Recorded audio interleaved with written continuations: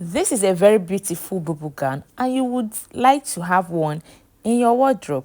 Hi guys, welcome back to my channel. My name is Vivian. In today's video, let's learn how to make this Bubu gown. Stick with me as we learn. Let's go.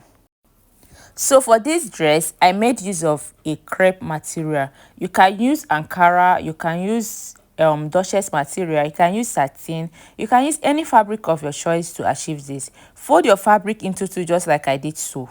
After that, from the extreme end where it's folded, raise it up and fold it again. That means you are folding it twice. You fold the first one and then fold it again. This is because we are cutting both the front and the back together. Okay, so after that, go ahead and draw a straight line that will mark as our starting point. The first thing is to take your neck depth measurement. I used 3.5 for my neck width, neck width. After that, I use 1 inch for the neck depth, 1 inch for the neck depth. That will be for the back. Okay, we are cutting the back first. After that, we can now manipulate the front neckline.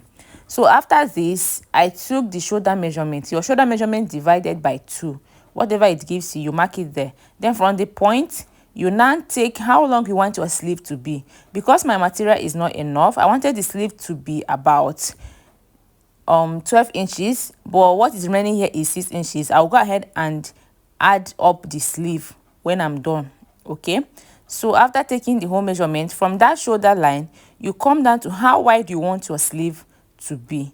Mine, I use 9 inches. I'll just mark it here, then extend the line. So on this point, this is where I'll be marking my chest measurement. That's your round bust divided by 4, whatever it gives you. You're going to mark it there. Then you add extra inches. It depends on how big you want your gown to be. I added extra 4 inches, then 1 inch for sewing allowance. So now I'll measure whatever I have on this chest point. That is the chest circumference I marked plus the extra inches I added and the sewing allowance. I'm going to sum it off and measure it. Whatever I have there is what I'll mark from here till I get to the hem side. That means you don't need to start inputting your waist measurements and all that. So when I'm done, I'll just join the line, just draw the line together till I get to the hem side. So now the next thing to do is to take the full length of the dress, how long you want your dress to be. Mine was 56 inches. Then I added extra 1 inch for hemming, that is 57 inches. So on this point, just curve a little line as if you are getting armhole, then cut it. So after I'm done cutting it, this is what I have. I have to go ahead and remove one that will serve as my back side. I would keep it aside, so I'll be able to cut the front neckline. Okay, so now this will serve as my front pattern. Okay, I'll just arrange it very well. The next thing I'll do is to measure the neck depth for the front. So from there, I came down with 7 inches. You can mark 8 inches or 9 inches depending on how deep you want it to be. Then I'll go ahead and connect it to the neck depth of the back. Okay, you don't need to extend the neck width again, just join it there to the neck width. So after that, from this side, I'll measure 2 inches inward. Okay, I'll measure 2 inches just like this. I'll keep measuring it till I get to the downside, then I'll cut it out. This is to create that design at the front side. You see how I'm cutting it? Then I'll just go ahead and cut it open. After now, I'll have 2 pieces. So now open the front patterns like this. This is what you will have. You can see that V neckline showing there. So when you open it, this is what you have. Is 2 separate pieces. Just place it this way. The right side is facing up, and then you place the back pattern on it. Okay, remember the right side is facing up. Then for the back pattern, the right side will be facing down. So right side facing right side, you're just going to place it this way. So when I do this, I'll go ahead and arrange it together, then join the 2 shoulders together. I'll just go over to sewing machine and join them together. So after joining it, this is what I have. And I've also gone ahead to extend the sleeves. You can see it's now longer. So now for us to work on this front side, you are going to measure around this front side to know the length we are going to cut out, that yellow effect there. So now for you to measure it, you can place your tape this way and measure it round to the downside. Then from that end again, measure the other side. But if you want to measure it once, you can start from this end, then measure it all round till you get to that end, just like I'm doing so now. Just go ahead and measure it this way. This will help us to know the length of the pieces we are going to cut. So after measuring it, I've used it to cut out this piece. I cut long enough to cover that front side, okay? And this is about 5 inches in width. Remember, you cut out 2 inches. So when we fold it together like this, it will give us 2.5 inches. Then we use ½ inch to join it on the material, okay?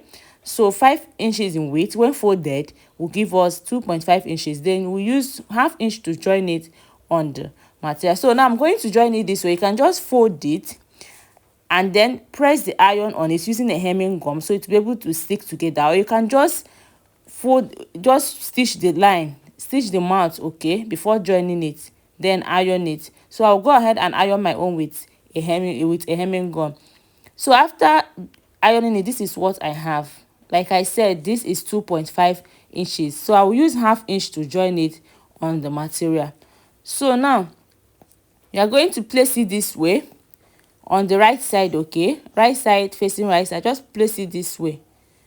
You can just bring out small like this. Place it this way. You can use your pin to hold it into place so it doesn't shift, or you can just go ahead and sew. So you will keep sewing it, keep joining it this way till it cover the front side. So I'll just go back to my sewing machine and do it that way. Just keep sewing it till you sew it round the front side, okay? So after sewing it, this is what I have. You can see how beautiful it's looking, okay? Your own should be like this as well. So now I'll just go ahead and hem the 2 sleeves. When I do that, I'll fix the both sides. I'll sew the both side and also hem the downside. I'll also go ahead and fix the eyelet on the front side, okay? I'm just going to fix the eyelet. So guys, when I'm done, this is what I have. To fix the eyelet is actually very simple. You just have to mark the places you want to place it. I've fixed my own, and I've also fixed button at the front just to create a design there, just to create that beautiful design. So the eyelet is very simple. Just measure how many inches gap you want and then sew it. My own is the one you sew like a button, okay? You can see how beautiful it is. Just mark the spaces there and then fix your eyelet. So now to fix that rope that you use to tie the waist side inside, this is how you do it. So from this side, I'm just going to determine the center of this dress. So measure from here down to this other end just to determine the center of the dress, okay? When you are done, divide whatever you have into 2 and then mark it. That will serve as the center of the cloth, okay, of the dress. So now from the shoulder, you come down by 15 inches to your waistline, or 16 inches. You mark it there. So when I do so, from that center point, you will divide your waist circumference into 4. Whatever it gives you, you are going to just measure it this way, okay? From this part, you measure it. When you divide your waist circumference by 4, whatever it gives you, you mark it on this side. And also from that center side, you mark it on this other side as well. It's as simple as that. To fix that rope is actually very simple, not difficult at all. And when you mark it, the point where you marked it is now where you're going to fix your rope, okay? So I've also cut out a rope to fix there. You can see I have this long rope, okay? So now I'm just going to fold the tip and then place it this way.